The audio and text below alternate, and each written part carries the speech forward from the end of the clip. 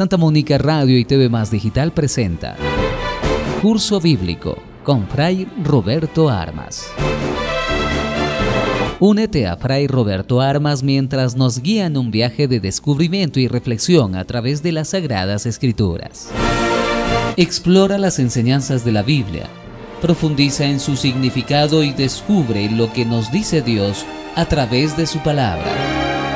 No te pierdas Curso Bíblico con Fray Roberto Armas. Sintonízanos y enriquece tu camino de fe.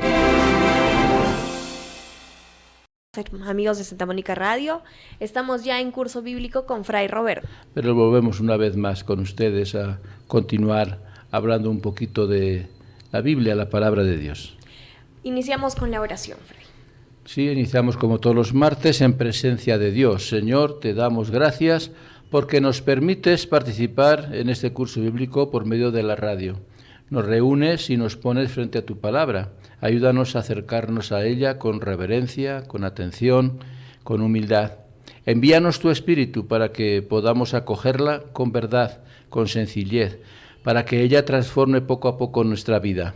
Que tu palabra penetre en nosotros como espada de dos filos, que nuestro corazón esté abierto como el de María, Madre tuya y Madre nuestra.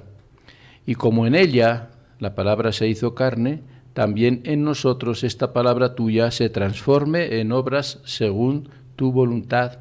Amén. Bueno, iniciamos con los libros poéticos esta semana. ¿Cuáles son los libros poéticos, Fray Roberto? Bien, ¿cuáles son los libros poéticos? Viene de poesía, ¿no? Poesía, poema. 3 libros hay especialmente que se llaman poéticos en la Biblia, ¿no?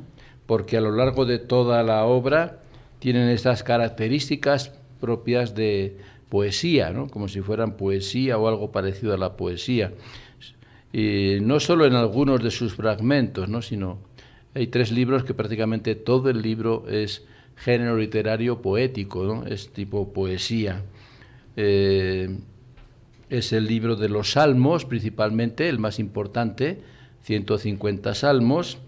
El libro de Cantar de los Cantares, que es poesía amorosa, sobre el amor. Y el libro de las Lamentaciones, lo dice la palabra, lamentaciones, lamentos penosos, de tristeza y demás, ¿no? Son los 3 libros poéticos, aunque se debe hacer también salvedad de que hay otros libros que son poéticos en parte, pero pertenecen a otro tipo de géneros literarios, a otras colecciones. Por ejemplo, el libro de Job y el libro del Eclesiástico son libros sapienciales, pero en ellos también hay bastante de poesía. También el libro de Nahum, que es un profeta, está en la colección de libros proféticos, pero también tiene partes poéticas. Y también hay otros con esas características. Y sobre todo hay fragmentos, trocitos, ¿no?, de algunos libros, y fragmentos poéticos, especialmente en algunos libros de la Biblia, hablando sobre Jesucristo, ¿no? Desde los tiempos más antiguos, los seres humanos recurrieron al lenguaje poético cuando intentaron manifestar sus creencias y sus sentimientos religiosos. ¿Qué decir sobre ellos y sobre todo el libro de los Salmos? Claro, pues explicando un poquito qué decir sobre esto, pues que el lenguaje poético, que se expresa principalmente por medio de símbolos y metáforas, es el más adecuado para hablar de los misterios y vivencias de la religión, que están más allá de lo que se puede decir con los recursos del lenguaje común. No es extraño que los fragmentos de mayor densidad teológica del Nuevo Testamento sean textos poéticos, ¿no? Sí, porque esa relación con Dios, los intérpretes, o sea, los que escribieron, los hagiógrafos, lo hacían en forma poética. Tenemos sobre todo algunos textos el Evangelio de San Juan, el prólogo principalmente, el comienzo, es en forma poética. Después tenemos varios himnos sobre todo cristológicos, dedicados a Cristo. Uno muy importante en la carta de San Pablo a los Filipenses, también otro himno igual o muy semejante en la carta de Pablo a los Colosenses, y también tenemos varios himnos también dedicados a Jesucristo en el libro del Apocalipsis, ¿no? En la misteriosa acción de Dios, que es llamada con el nombre de inspiración de los libros sagrados, se debe reconocer que el Señor actuó de una manera especial en los autores humanos de estos textos bíblicos, cuando ellos eligieron la forma más adecuada para expresar el misterio de Dios. Dios deja libertad, y los autores, pues cuando quieren hablar en relación con Dios más próxima, aprovechan este género literario poético, ¿no?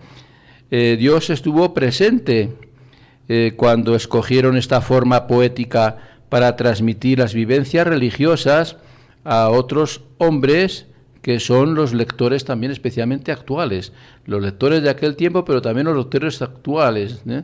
Dios inspira, y Dios, cuando leemos esos libros, también nos inspira a nosotros, está siempre presente también con nosotros. Sirviéndose de esta forma, estos autores hablaron a todas las personas y a toda la persona, o sea, no solamente a todas las personas en general, sino a la persona completa, a la persona íntegra, para que la persona lo haga suyo, esas frases o estas lecturas, sobre todo especialmente a su inteligencia y a su forma de ser también. Los textos poéticos de la Biblia son los que fueron y son los que fueron en su tiempo, y ahora también los más leídos y profundizados por los santos, sabios y místicos de todos los tiempos. Los místicos, los que más se dedicaban a reflexionar sobre Dios y sobre la relación con Dios, buscaban mucho este estilo literario, buscaban mucho la poesía también. Y claro, pues especialmente el libro de los Salmos, pues lo emplean todos, ¿no? Se empleó antiguamente, y después los santos padres y toda la Iglesia lo sigue empleando hoy también, ¿no? Los Salmos especialmente, también el Cantar de los Cantares y los himnos que aparecen tanto en el Antiguo como en el Nuevo Testamento, himnos dedicados a Dios, exaltando y alabando a Dios y especialmente a Jesucristo. Tenemos otra pregunta, Fray. ¿Cuál es la espiritualidad de los Salmos? Vamos a hablar de los Salmos, porque hemos dicho que el libro de los Salmos es el libro más poético de todos, porque todos son poesías, cada salmo es una poesía, es un himno de alabanza o de acción de gracias o de súplica, lo que sea, pero son himnos tipo poesía. Entonces, el libro de los Salmos lleva en la Biblia hebrea el nombre de libro de las alabanzas, libro de las alabanzas, porque los salmos son casi todos para alabar a Dios, ¿no? Los traductores griegos, sin embargo, ya de los siglos III y II antes de Cristo, lo llamaron, vamos a decir, cantos acompañados de cuerdas, todo el nombre, Psalterium, o salmoi, salmos en plural, salmos, pero significaba cantos, poesías o cantos con acompañamiento de cuerdas, o sea, se recitaban tocando un instrumento de cuerda. En un manuscrito lleva el título de Psalterium, que también en castellano se dice salterio, y el salterio de aquella época era precisamente un instrumento musical de cuerda. Y los títulos dados ya por el Antiguo Testamento en griego son los que pasaron ya a la versión latina, que es lo que leemos nosotros, ¿no?, en la Biblia católica, y las traducciones en otras lenguas hasta la actualidad, ¿no? Se llama Psalterium, salmos, salmodia, o Psalterium es salmos, entonces el libro de los salmos. Esta obra de los Salmos consta de 150 composiciones poéticas en diferentes géneros, ¿no? Hay diferentes géneros de poesía. La versión griega de los 70, que es la traducción del Antiguo Testamento al griego, incluye un salmo más, ¿no? 151, pero al final no se aceptó, ¿no? Son 150 los salmos que nos han quedado. Sobre la espiritualidad que has preguntado, la lectura y la oración del libro de los Salmos se pueden realizar desde dos perspectivas, ¿no? En una primera perspectiva, en una primera lectura, se obtiene de él un modelo de espiritualidad. Es un modelo de espiritualidad, de relación con Dios. Los Salmos recogen las experiencias religiosas de los individuos y de todo el pueblo de Israel, experiencias religiosas que están viviendo, y expresan su relación con Dios en momentos muy diversos de la historia. Hay momentos de alegría, hay momentos de tristeza, hay momentos de aflicción, hay momentos de súplica, que son tantas cosas, ¿no? Son diversos momentos de la historia del pueblo de Israel. Muestran a cada persona cuál es la forma en que debe presentarse y dirigirse a Dios, de acuerdo a su situación anímica en que una persona está, pues lo que aquí indica, pues un salmo para esto, otro salmo para otra situación, para pedir ayuda hay distintos salmos, para dar gracias hay otros salmos, para pedir perdón hay otros salmos. O sea, eso va a depender del estado de ánimo, pues, de cada uno. El Señor no deja nunca de ser el Dios grande en los salmos. Es el Dios todopoderoso, el Dios que está por encima de todos, ¿no? Todas las criaturas, ya lo dice el Salmo 104. Pero al mismo tiempo es un Dios que sí está por encima de todos, pero está cerca de todos, está cerca de cada persona, cerca de los seres humanos, en particular de los que se hallan en medio del dolor y de la angustia. Dios está ahí presente siempre. El Señor ama a los pequeños, a los humildes, a los sencillos, a los oprimidos, con los pobres, siempre está con ellos. Por eso el ser humano se siente siempre asombrado, porque este Dios tan grande se ocupa de alguien tan pequeño como somos nosotros, ¿no? Quien ora con el Salterio, con el libro de los Salmos, aprende a apoyarse en Dios en todas las circunstancias y a dirigirse a Él con total confianza, seguro de que va a ser escuchado. Ese es un detalle muy importante, y que siempre que oramos, sea con salmos o con otro tipo de lecturas, la seguridad plena de que somos escuchados. Pero el libro de los Salmos lo expresa de una forma especial.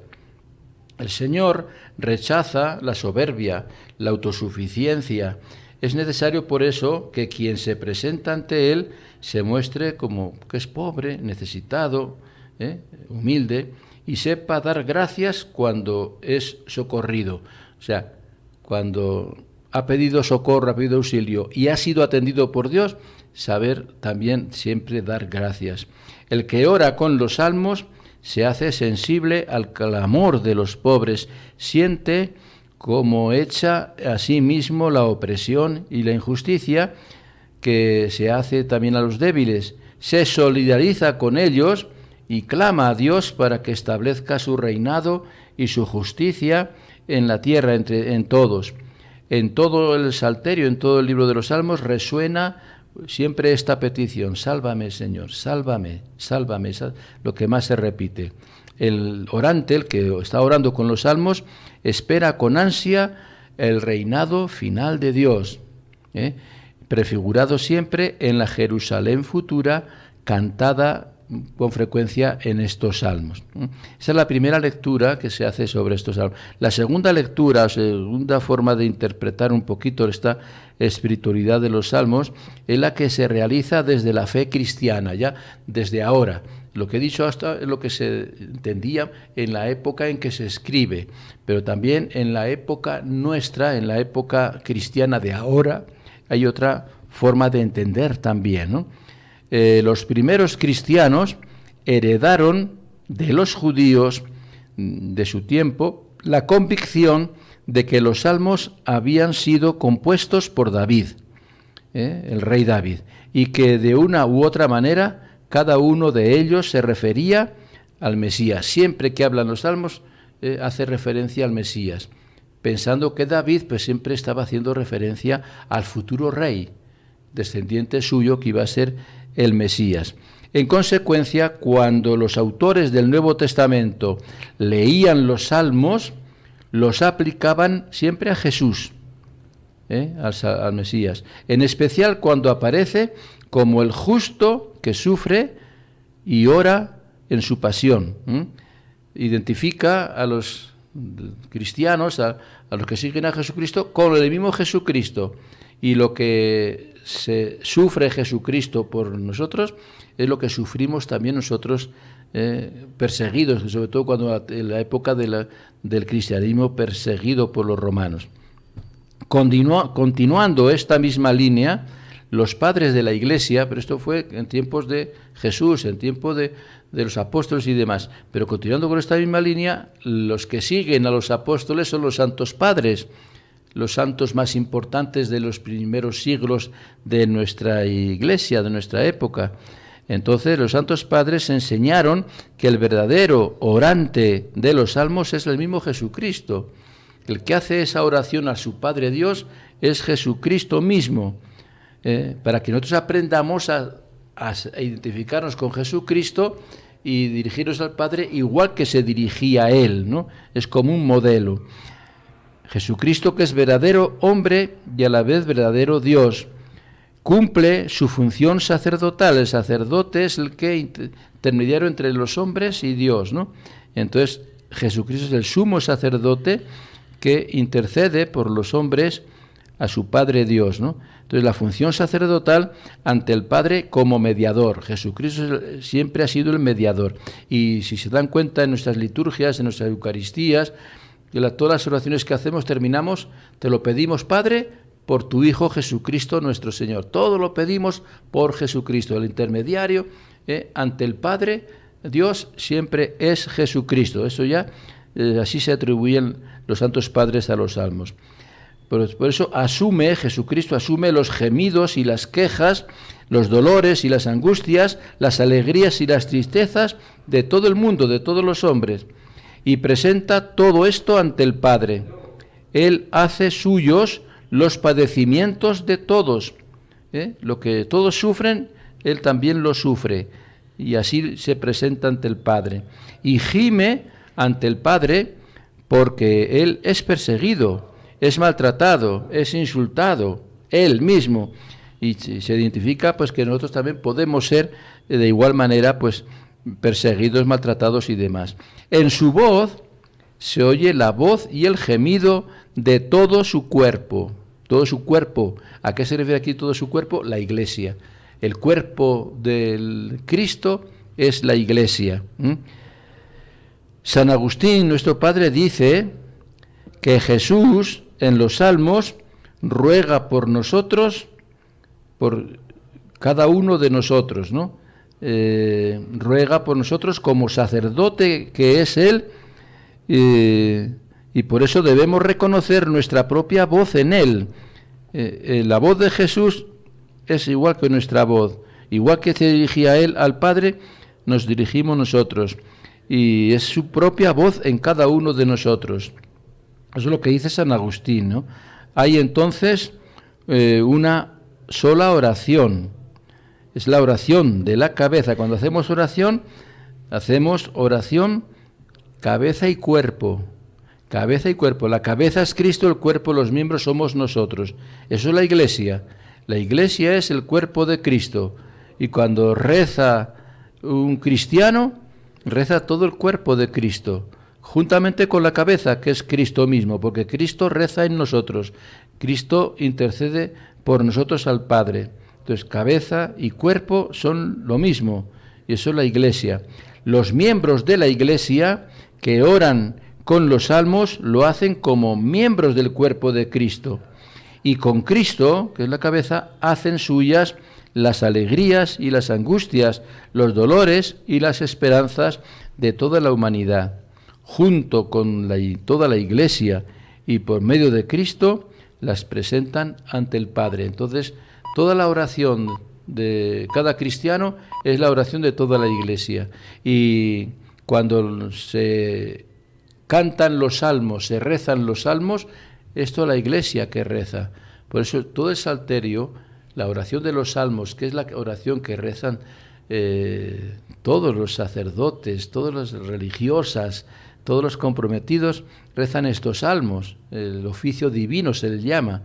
Es un libro del oficio divino, oficio de la lectura y demás, y ahí están todos los salmos.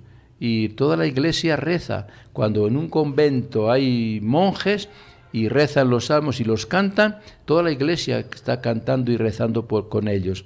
Cuando en una parroquia, por ejemplo, en nuestra comunidad, abajo en Santa Mónica, rezamos los salmos en común. Estamos 5 religiosos abajo en Santa Mónica y tenemos los horarios de rezar los salmos y nos unimos a toda la Iglesia. Tempranito, cuando nos levantamos, rezamos los salmos del oficio de la lectura y también la palabra, unas lecturas de la palabra de Dios y de los santos padres. Después leemos los salmos de laudes. Laudes es alabanzas, alegría. Eso en la mañana. Después al mediodía rezamos la hora intermedia. Son 3 salmos que rezamos también la comunidad reunida.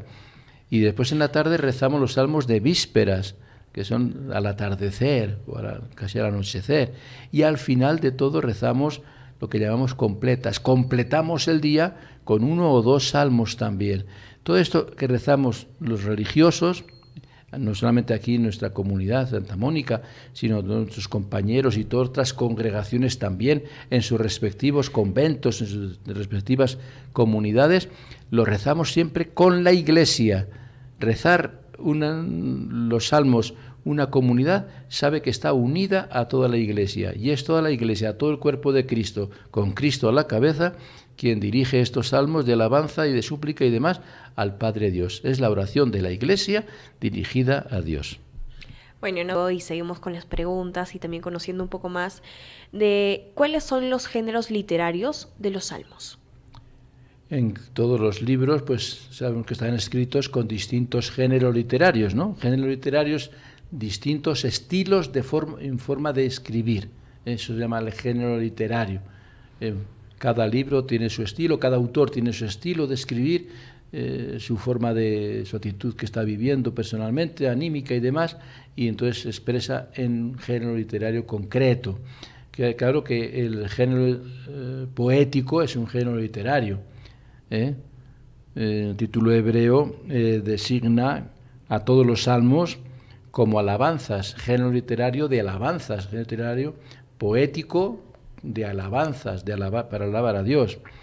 Ahora, en realidad, todos los salmos pertenecen también a géneros literarios diversos, porque dentro del género literario, vamos a decir, poético, hay otros géneros literarios que están dentro de lo poético, pero que se diferencian unos de otros.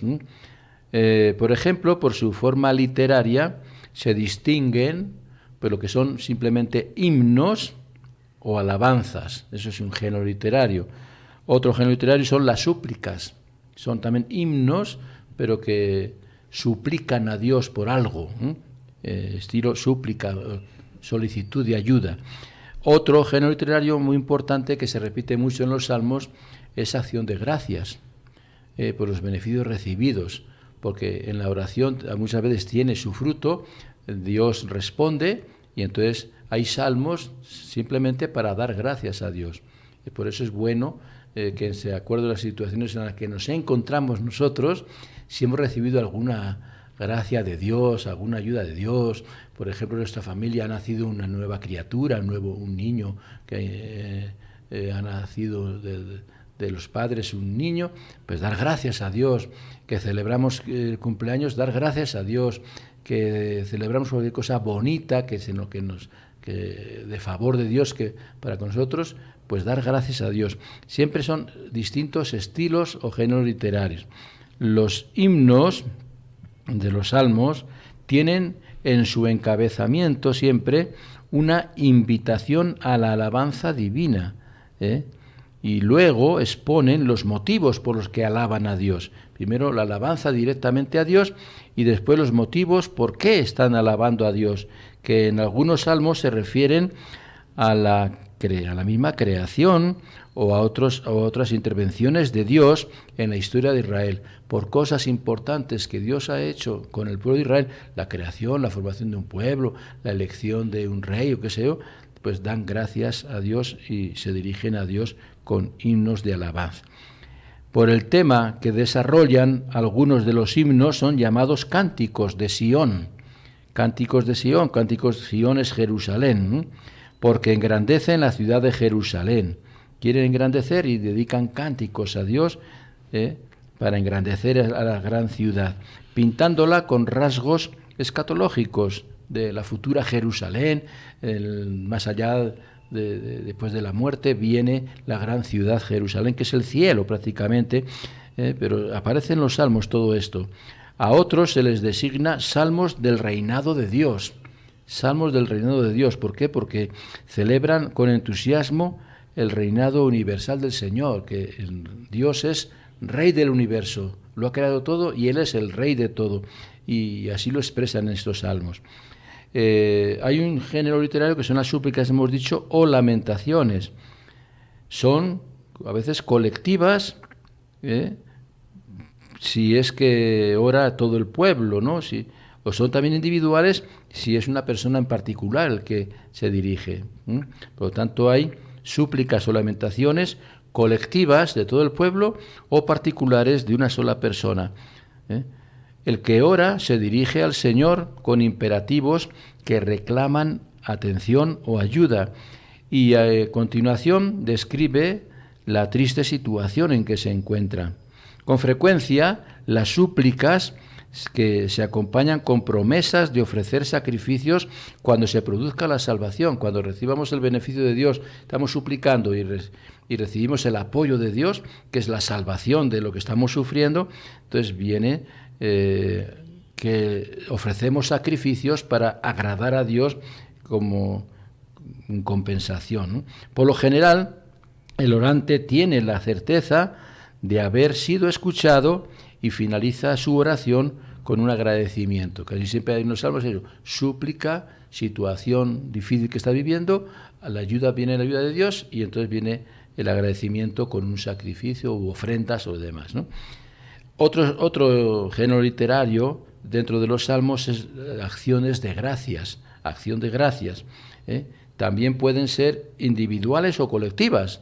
De acuerdo a lo que ha sido el favor, si ha sido personal, pues personalmente agradece a Dios. Si ha sido una ayuda colectiva a toda la comunidad, pues todos juntos responden a Dios. Son expresiones de agradecimiento de quienes han sido liberados de los grandes peligros, ¿no? Su forma literaria es muy semejante a la de los himnos.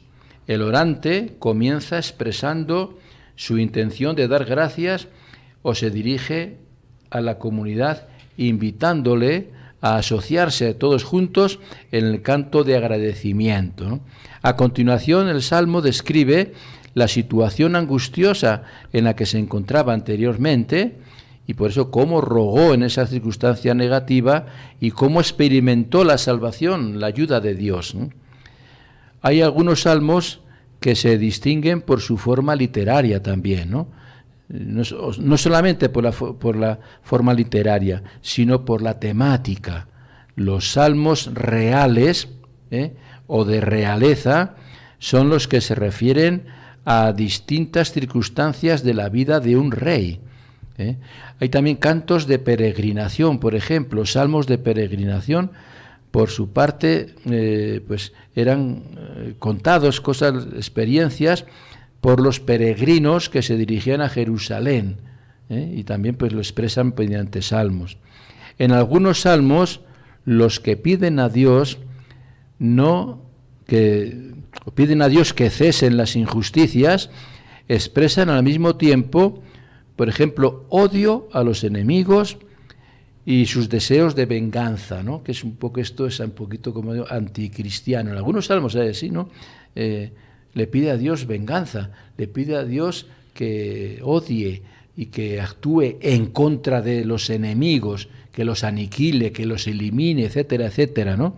Lo que aparece en algunos salmos era la forma de entender las cosas en la época en que se escriben los salmos.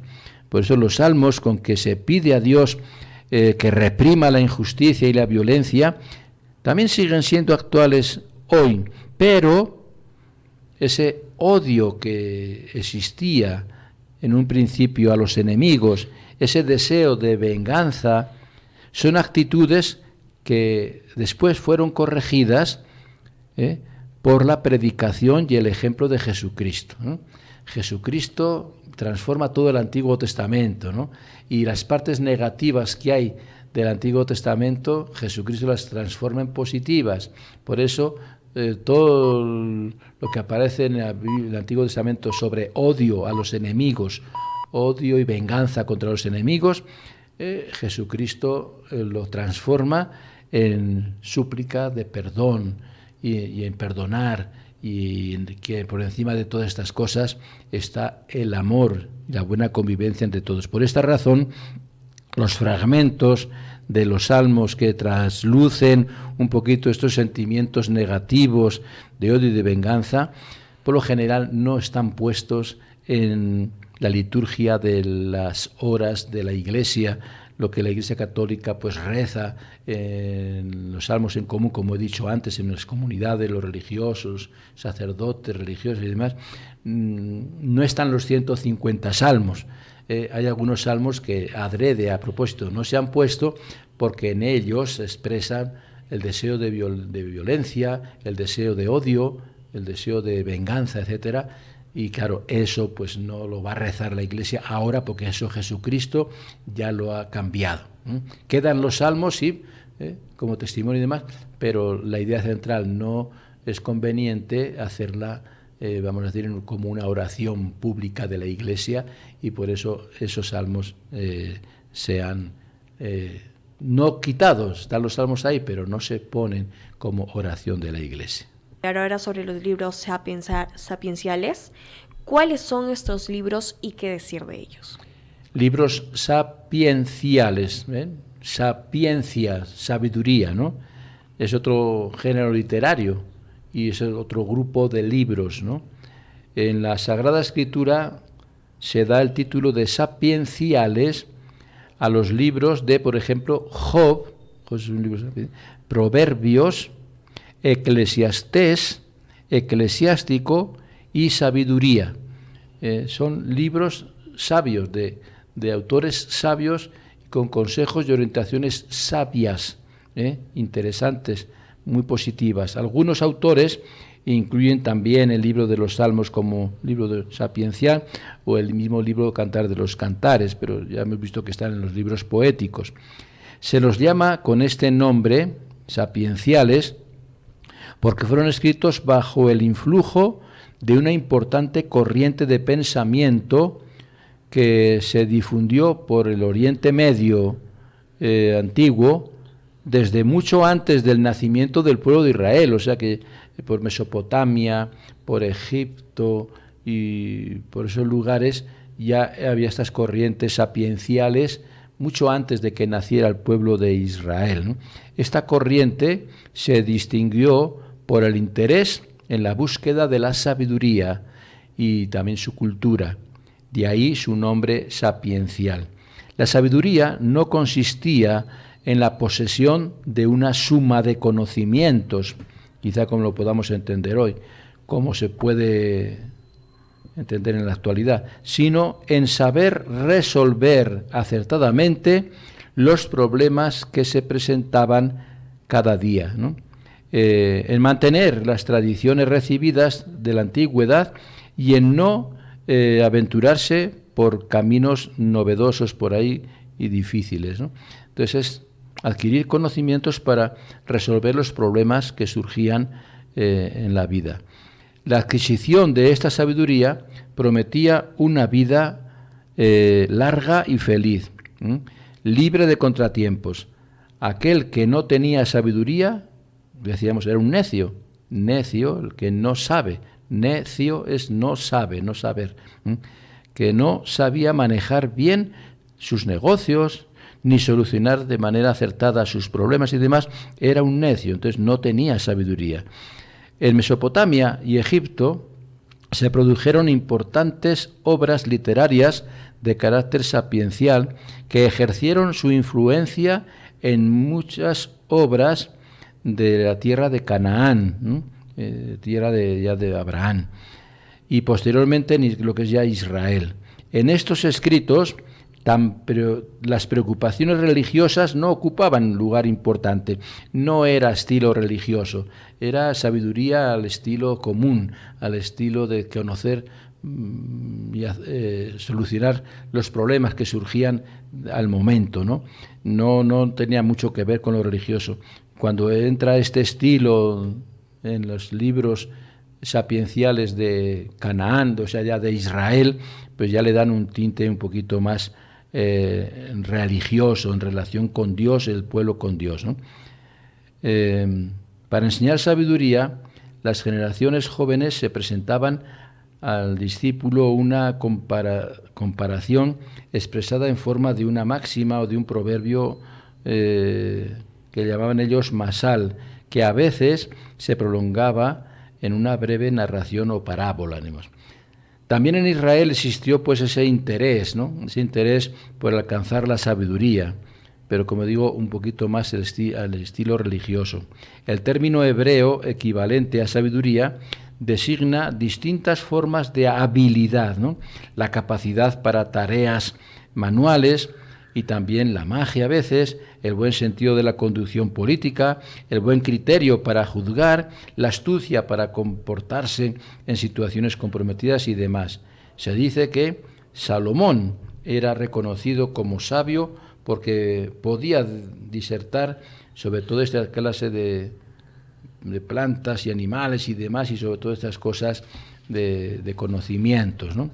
Pero los textos sapienciales de la Biblia, pertenecientes a esta época, sobre todo a la época más antigua, son algunas de las colecciones incluidas en Proverbios principalmente. Estas tienen gran semejanza externa con las obras que se produjeron en el paganismo, en los que no tenían relación con Dios, que eran sentencias breves que encierran una comparación y se expresan en forma de paralelismo, ¿no? Pero después se va a hacer referencia, se va a acomodar a la vida también a la vida religiosa. En Israel, los sabios también actuaban como consejeros de los reyes. En algunas ocasiones los profetas se enfrentaron con ellos porque los consejos que estos daban a los reyes se apoyaban en criterios principalmente políticos opuestos a lo que los profetas predicaban como voluntad de Dios, y debido a esto muchas veces los profetas pronunciaron juicios desfavorables y despectivos con respecto a los sabios, porque aconsejaban cosas muy materialistas y no tiene que ver nada con lo que Dios quería de los reyes, lo que Dios quería de las personas. La sabiduría, como es presentada en este periodo, es esencialmente religiosa, ¿no? Hay que tener en cuenta, la sabiduría en la Biblia es 100% religiosa. La sabiduría fuera de la Biblia, en los otros libros de otros pueblos alrededor de Israel, es una sabiduría más pagana y más de interés materialista, ¿no? Conocer esta sabiduría y practicarla es lo que se llama tener temor del Señor. Tener temor del Señor es tener sabiduría para conocer qué quiere Dios de cada uno de nosotros. No entendido como miedo, no es temor del Señor como miedo, sino como una virtud de la piedad, el respeto y la honra a Dios, que hace posible la relación personal de amistad y sumisión a Él, que es santo y poderoso, ¿no? Este temor de Dios es principio de sabiduría. El que tiene temor de Dios conoce más a Dios, se va a acercar más a Dios. Casi siempre en los libros esenciales se ha traducido el temor de Dios como honrar a Dios, el temor de Dios como honra a Dios. Temor de Dios, ¿no? Temor a Dios es otra cosa. Temer a Dios es tenerle miedo a Dios, pero no se refiere a eso. Temor de Dios es honrar a Dios. Se encuentran en ese momento magníficas descripciones de la sabiduría, ¿no? Es representada como una figura femenina engendrada antes de los siglos, sentada junto al trono de Dios, que participa en la obra de la creación. La creación es creada por la sabiduría que está al lado de Dios, ¿no? También reside en Israel, en el pueblo, y el que la posee pues se va a ser siempre beneficiado. Ejerce como si fuera un sacerdocio en el santuario de Jerusalén. Clama por las calles buscando discípulos. La sabiduría busca discípulos que quieran conocer más las cosas de Dios, ¿no? Muchos de estos rasgos sirvieron más tarde a los autores del mismo Nuevo Testamento para expresar el misterio de la condición divina de Jesucristo. Y muchas veces se ha identificado a la sabiduría también con el mismo Jesucristo. Jesucristo es la palabra sabia, la palabra que la conoce se va a salvar, le va a llevar a la salvación, le va a llevar a ser feliz, ¿no? Los sabios de la época de la monarquía estaban instalados en el palacio.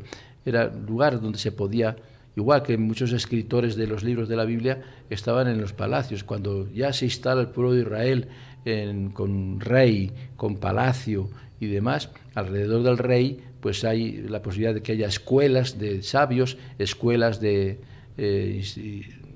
instructores y demás, no solamente para instruir al rey, sino también para instruir a los sirvientes del rey y a los que están cerca del rey, y bueno, y ahí se aprovechaba para instruir también a todos los demás, ¿no?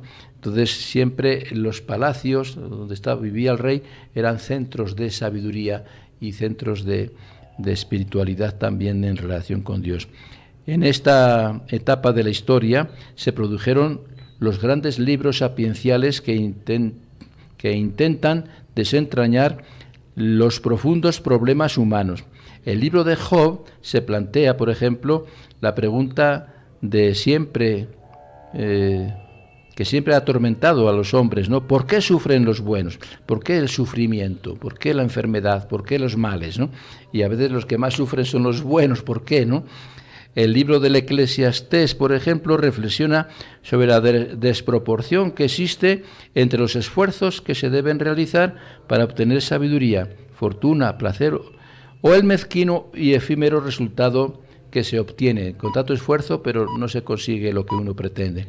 Sabiduría y eclesiástico despliegan la sabiduría de Israel para mostrar la belleza ante el avance de los griegos, ¿no? Los griegos avanzaban también con su sabiduría, que era la filosofía, era más materialista y tipo pagano, e intentaban pues anular la sabiduría de Israel para imponer su propia sabiduría, cuando el avance del imperio griego. Salomón aparece especialmente en textos tardíos como el mayor representante y hasta cierto punto como el modelo de las escuelas sapienciales de Israel. Siempre se le tuvo como el rey sabio, ¿no? El rey que escribió varios libros de estos sapienciales, así se le atribuía a él. Además se destaca en general la sabiduría.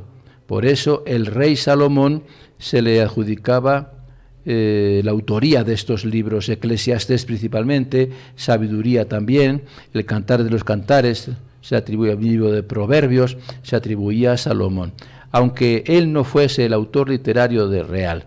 Estos indicios parecen insinuar que Salomón fue valorado como patrono de un grupo humano muy particular que se trata de los ámbitos de los letrados, los escribas, los que más sabían, miembros de los administración, de quienes en clases elevadas de la sociedad tenían acceso a una educación privilegiada, donde el sabio representaba pues a la persona que acumula prestigio y honor.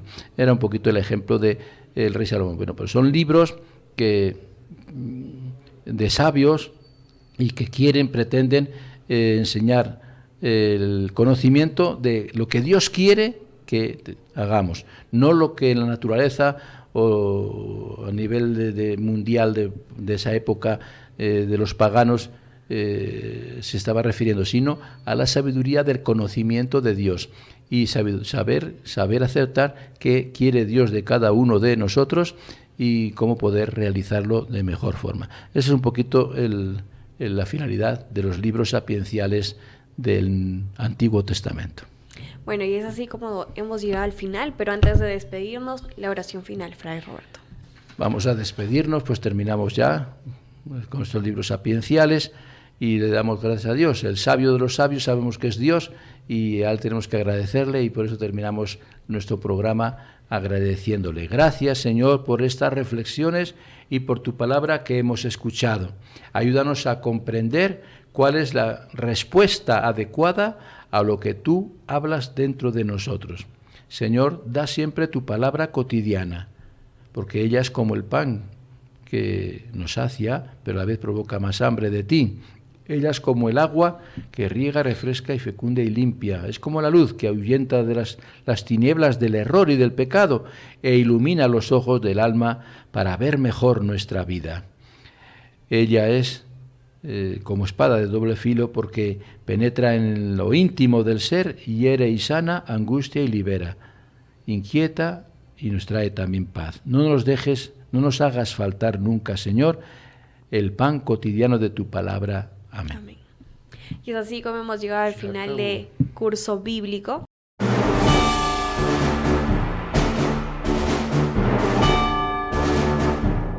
Santa Mónica Radio y TV Más Digital presenta Curso Bíblico con Fray Roberto Armas. Únete a Fray Roberto Armas mientras nos guía en un viaje de descubrimiento y reflexión a través de las Sagradas Escrituras.